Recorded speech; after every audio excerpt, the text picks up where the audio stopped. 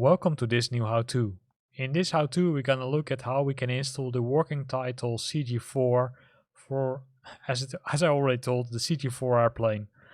You will find the add-on in the Working Title MSFS mods GitHub. So I will post a link in the comments or in the description of the video.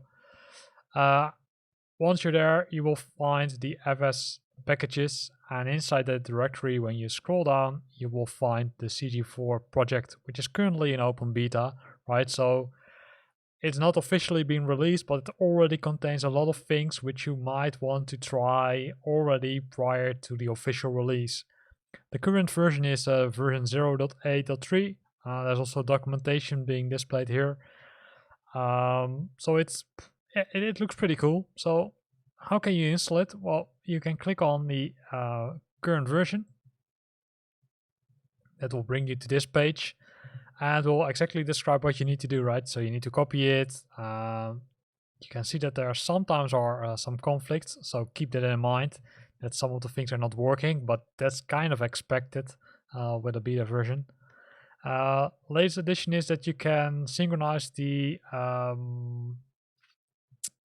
SimBrief flight plans, which is pretty cool, which we will discuss in another video. And there are some other stuff which being modified, like the autopilot controller gains to address pitch oscillations, and there's some FMS and FMC add-ons and improvements, and there was a list of known issues. But again, that's kind of expected with beta, so don't be surprised if you find something. If you find something, of course, then report it, and that can be done by using the issues here on the top. You need to have a GitHub account for it, and you can report an issue to the owner of the solution. So what do you need to do? Well, you simply download the zip, and that's what I already have done. Then you extract the zip, and then you place it in the communities folder. So the communities folder, right, you can find it in the app data, local packages, Microsoft Flight Simulator, then the weird GUID, local cache packages, community. So when I scroll down to the bottom, you will see it here. So it's already installed, and I already started Flight Simulator. So let's have a look by going now to Flight Simulator, and let's have a look at how the add-on or how the mod looks. So currently the airplane is located at Schiphol Airport. It's in the evening hours, so we've got a light here. So first we're gonna click ready to fly, of course. We need to switch on the airplane, so I'm gonna switch on the battery. Put this one to dispatch. And just because we can, we will start the engines.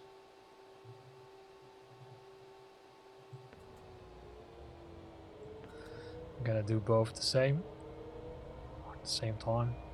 According to the official manual, you shouldn't do that, because it says you need to do them one by one, as you can see here in the checklist. So first do one, wait for 20%, which you can see here.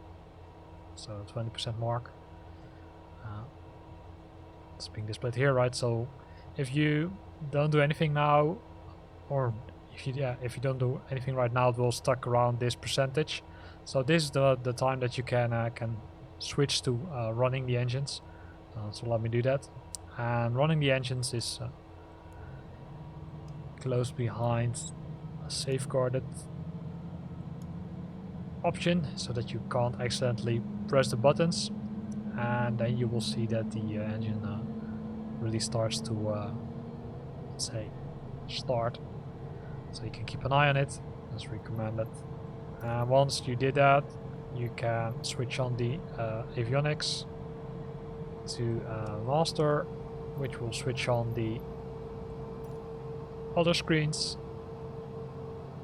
And we're gonna switch on the lights, so beacon, strobe, taxi, landing lights, logo,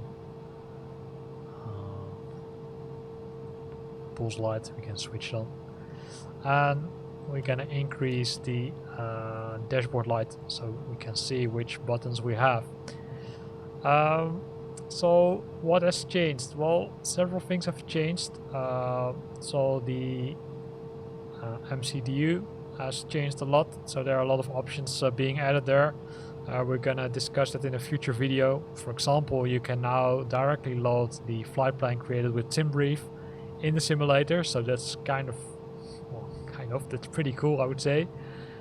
The main display being shown on the left and on the right has been updated, so it contains a lot of additional information like flap information, like so if I now extend the flaps you will see it. The rudder is also shown in the trim, although it's not clearly shown as you can see, so that could be one of the fixes which still needs to be implemented. And one of the coolest things, at least I think is pretty cool, is that you can switch on the safety light and the seat belts, but there's now also audio being added. So let me be silent for a while and then I will press the buttons one by one. May I have your attention, please? At this time, please comply with the illuminated seat belt and no smoking signs. Thank you. So that was the first one, now the seat belt. May I have your attention, please? The captain has turned on the seatbelt sign. Please fasten your seatbelt and shoulder harness at this time. Thank you. So that was it, right? So the other options to increase the floodlight for the brightness, for both PFD, MFD 1 and 2, those have been also updated. Keep in mind that they're by default set to the maximum, so you can't increase them, but you can decrease them if you want. So what are other options being modified? Well, the rest is all kind of technical and performance, so you can only find it out by really flying using the mod, like the autopilot has been updated. So let's switch to the MFD for now to see if we can find any additional cool options there, because the rest of the options is, I think it's all pretty default. There are some options which have been modified, like the pilot fan, which you can increase or decrease. There's some capture pressure which you can change. So there are more options, I would say, active compared to the default dashboard or control panels from Flight Simulator.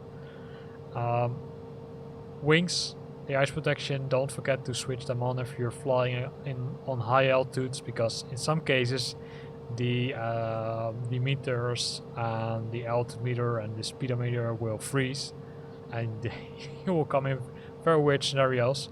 And probably I will gonna show it very soon in one of the videos, because I also experienced it. So what has changed further than that? Well, the MCDU, as I already mentioned, and especially the IDX menu has changed. So you need to go to the next page to see all the mod sets. So you can see the mod sets, you can see the route options which have been changed. Flight plan hasn't been updated that much. Same thing is for the MFD's options. There's also not a lot of changes here. So it has been pimped up from color perspective, but from functionality perspective, I think the major improvement is loading the flight plan using SimBrief. But again, that will be discussed in another video. So here ends this video about the add-on. I think the add-on is on its way to be a very good add-on. There's also some improvements during flying, as already mentioned. So definitely try it out. You just saw that it's really easy to install. Didn't have any issues with it lately. Also after the last update I didn't experience any issues. But keep in mind that when the next update releases, which is, if I'm correct, is somewhere next week, you might get some issues with it. If that's the case, then please check with the owner of the add-on to see if there's an update, because in some case they will fix it pretty soon. So here ends this video. Hope you liked it. It was a pretty short one. If you've got questions or comments, then use the comment box below the video. if you like to see more of these videos, or maybe you like more the advanced videos, then consider to subscribe to my channel. Thanks for watching and see you next time.